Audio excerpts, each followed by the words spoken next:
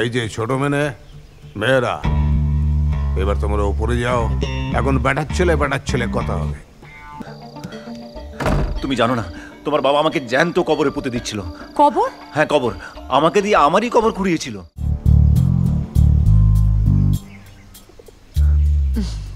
মা, ও স্পন্দন।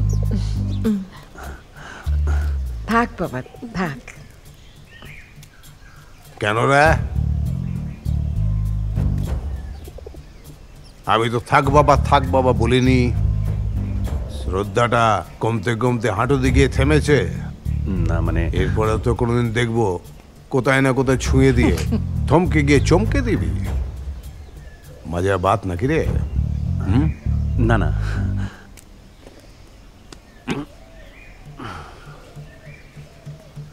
এই যে ছোট মেয়েরা, এবার তোমরা উপরে যাও। এখন বেটার ছেলে কথা হবে। বাবা ওপরে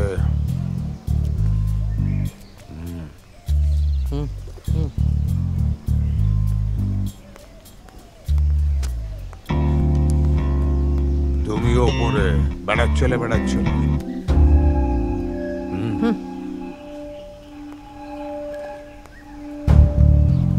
কিরা ভয় পেয়ে গেলি নাকি রে? কই না তো।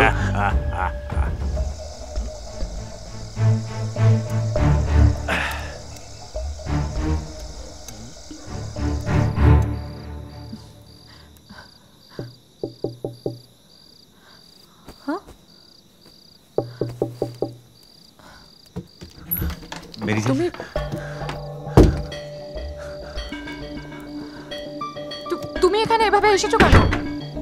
তাহলে কি কবর থেকে আন্ডারগ্রাউন্ডের রাস্তা খুঁড়ে এখানে আসতাম? তুমি জানো না, তোমার বাবা আমাকে জ্যান্ত কবরে পুঁতে দিচ্ছিল।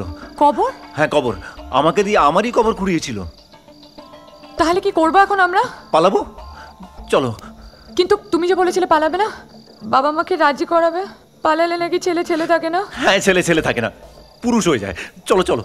কিন্তু তুমি যে বলেছিলে great power comes with great responsibility. No power no responsibility. মেরি জান চলো না আমার সাথে। বাবা মা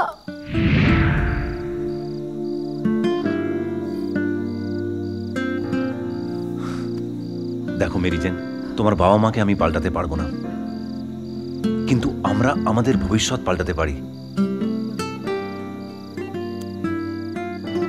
যদি তুমি চাও। তারপর থেকেই ওর বাবা মার সঙ্গে আর আপনার যোগাযোগ হয়নি। ওরাও যোগাযোগ রাখেনি, আমরাও রাখিনি। দেখুন, আপনার মগজের মধ্যে একটা হ্যালুসিনেটিভ ডিসঅর্ডার কাজ করছে, তাই জন্য আপনি নিজেকে ওই স্পাইডারম্যান ভাবছেন। আরে আপনি শুধু আমার সমস্যা দেখছেন কেন বলুন তো?